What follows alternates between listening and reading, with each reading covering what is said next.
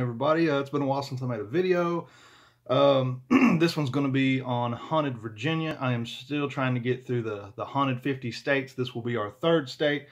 I'm going to do the South first, the northern states, and then we will move out west to the gunslingers.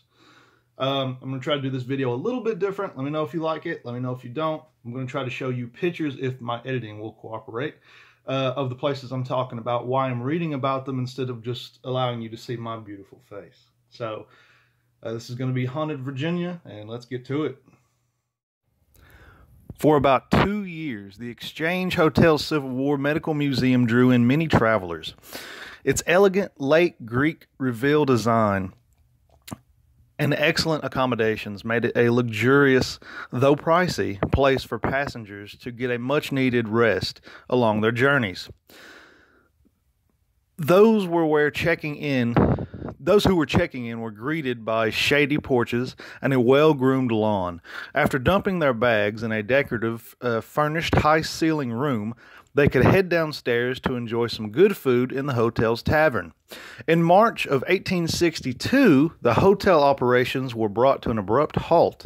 A name change captured its new function, the Gordonsville Receiving Hospital. Within just 1 year, over 23,000 sick and wounded were brought to its door. By the end of the Civil War, its total number of patients reached about 70,000. Around 700 of these men would not be saved and had to be buried on its surrounding grounds. All the pain and agony experienced by soldiers taken to the hospital made it a prime breeding ground for unhappy spirits. The North would emerge from the Civil War as its victors, unfortunately. As a result, in January 1865, the 13th Amendment was added to the Constitution, abolishing slavery in the United States. I would just like to go ahead and point out really quickly that the Civil War did not start over the issue of slavery. However, slavery was kind of a side effect of the Civil War. Congress's next step was to figure out what to do, where to place these 4 million emancipated African Americans. The Freedmen's Bureau was thus established for freed slaves.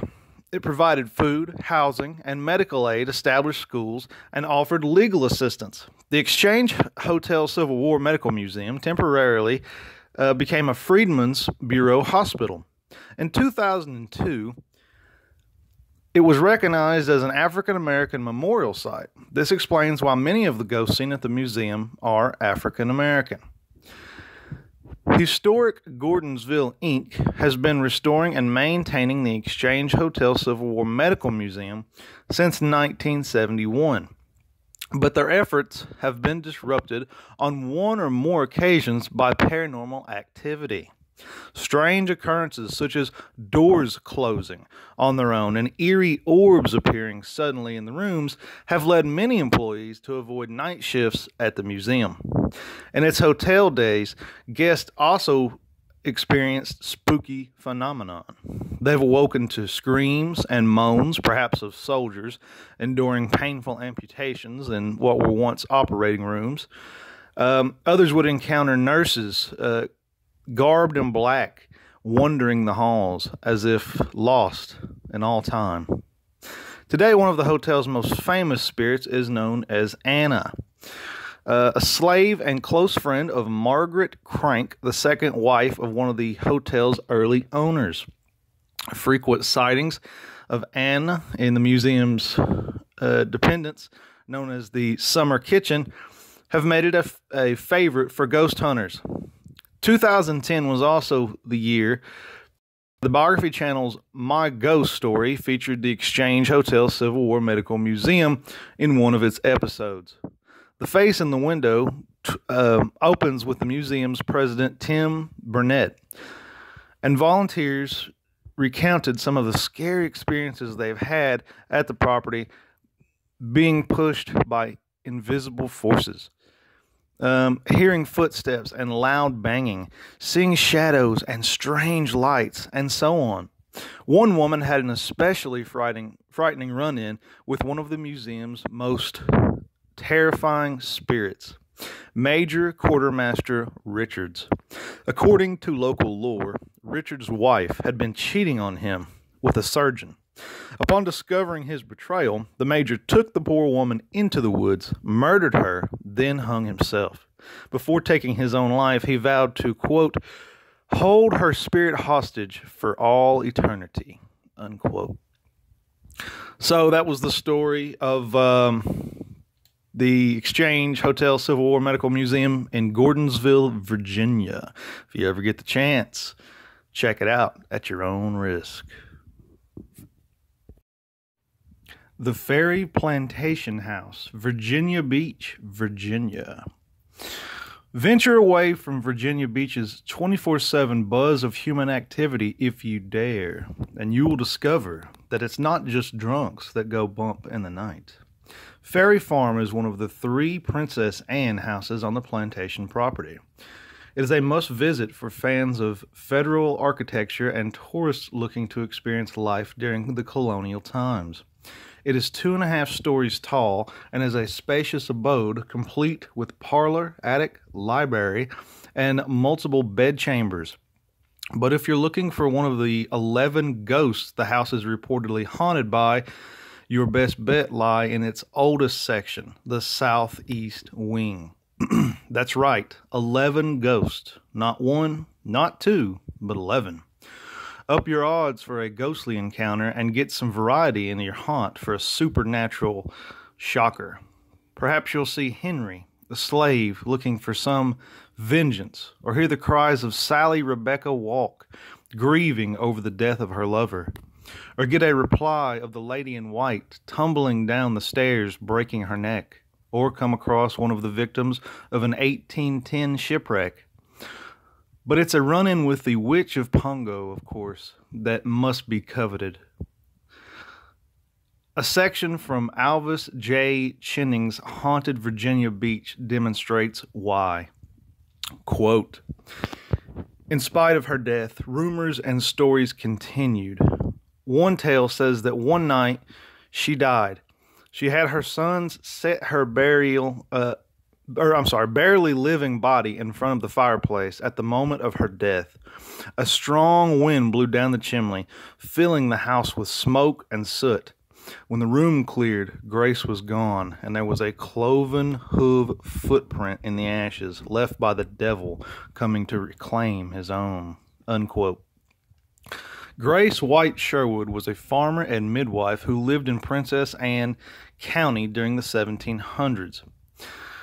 Her skills as an herbalist were often overshadowed by her beauty. Perhaps this is why so many women, threatened by her good looks and perplexed by her preference for pants over dresses, were more than willing to accuse Grace of dabbling with the devil. Grace was dragged to court on numerous occasions by neighbors seeking to blame her for ruined harvests, bad weather, and dead livestock. Besides further defaming Grace's name, none of them saw much success. It was only Elizabeth Hill's 1706 attempt that resulted in a guilty conviction.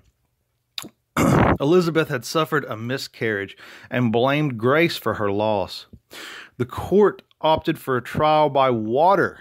Witches, went the belief, cannot drown, since clean water rejects them.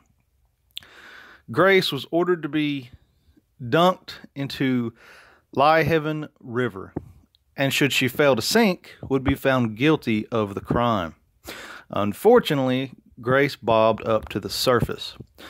She was then seized from the water by the mob of onlookers who were only too happy to have the Witch of Pongo finally behind bars. Grace is believed to have been incarcerated for as long as 7 years and 9 months. She would pass away on her farm, leaving behind 5 shillings to each of her sons, as well as a legacy of being the first witch of Virginia Beach. It took nearly 300 years for poor Grace to finally be exonerated for her crimes, though she did not live to see her good name restored. Grace has a statue created by a master sculptor, Robert Cunningham, dedicated to her near the Centera Bayside Hospital. If her body wasn't retrieved by Satan, than it's rumored to lie beneath a tree on the plantation grounds. Don't you just feel horrible for this woman? And this was a very common occurrence at the time. And of course, it was a lose-lose for whoever got dumped, because if you didn't pop up on the water's surface, well, you know, you were innocent. Well, big whoop-de-doo, you were still going to die either way because you're going to drown. So horrible that things like this went on back in the day. But yeah, that was Ferry Plantation House in Virginia Beach. If you're ever out that way, check it out. Major Graham's mansion. Major Graham returned home after an impressive 3-year stint as a lieutenant of the Confederacy. He devotes his time to building his father's booming iron business, running the family's forge store with his brother-in-law, and further renovating his childhood home. On the property, he instills brick paths and fish ponds. To the house, he adds dormers, towers, and more elaborate furnishings. The result is a structure that's part dwelling, part officer meeting place, part Confederate recovery center. It's no big surprise, then, that many claim to have encountered ghosts of soldiers in the Confederate room. But the apparition most frequently seen at the house has to be Clara, one of the little girls who Major Graham's sister Betty secretly tortured in one of the mansion's bedrooms. It was in this makeshift classroom that Betty presumably wrapped and stored Clara's body after her beloved student died from illness one winter. Mother Martha Graham, whose depression ultimately led to insanity, also continues to lurk in the mansion. When her husband could no longer put up with her fits of madness, Martha's home became more of her prison. Evidence of her domestic incarnation can be found scattered throughout the house. Her signature and initials are etched into a window in one of the bedrooms. Scribbles discovered in the basement are believed to have been made by her as well. Good Lord, this place sounds like a hell house.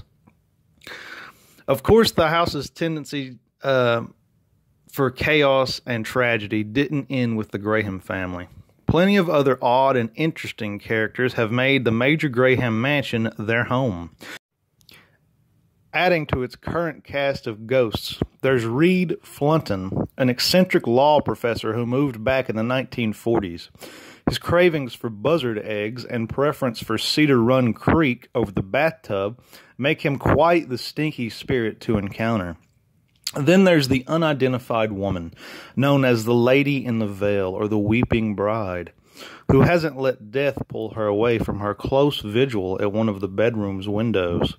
Perhaps she's still hoping to catch a glimpse of her betrothed marching back from the Civil War. So, this was my video on Haunted Virginia. I hope you guys liked it. Let me know what you think about the new setup, the way I'm doing this video. Do you want me to continue that, or do you like just seeing me and talking about it? I thought it would help you guys to actually see the pictures of the places I'm talking about. So that's it for Haunted Virginia, and I hope you guys liked it. If I missed a place in Virginia that you've been to, tell me about it in the comments. Peace, and I love you all.